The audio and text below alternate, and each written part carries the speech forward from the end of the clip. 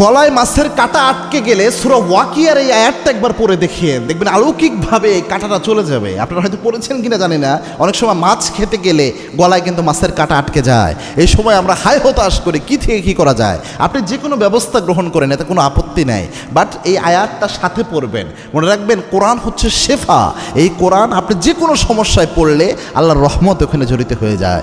এবং কি আল্লাহ সূরা বনী ইসরাঈলে জানিয়েছেন, ওয়ানুনাজ্জিলু মিনাল কুরআনি মা হুয়া শিফাউ ওয়া রাহমাতুল লিল মুমিনিন।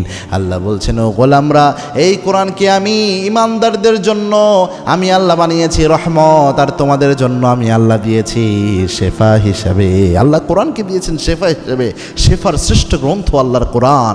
এই কোরআন আপনি পড়লে কোনো না কোনো বরকত হয়। যেমন রসুল চিকিৎসা নিতেন কিন্তু সাথে কোরআন পড়তেন, রসুলের সুন্নাহ। এই জন্য গলায় মাছের কাঁটা আটকে গেছে, আপনি একটু ভাত নেন, শুকনা ভাত। এটা কিন্তু প্রায়ই করে, শুকনা ভাত নেয়, শুধু ভাতই খায়। অনেক সময় শুধু ভাত খেলে কাজ হবে না, আপনি শুকনা ভাত নেন। অথবা আপনি যে পাউরুটি খায়, অনেকে আছে পাউরুটি খেলেও কিন্তু কাটা চলে যায়, পাউরুটি খান বা যেটাই করেন। অথবা আপনি স্বাভাবিকভাবে পড়ে এই আয়াতটা পড়ে গলায় হাত বুলাবেন। সূরা ওয়াকিয়ার 83 নম্বর আয়াত আপনি পড়বেন, ফালাউলা ইযা বালাগাতিল হুলকুম।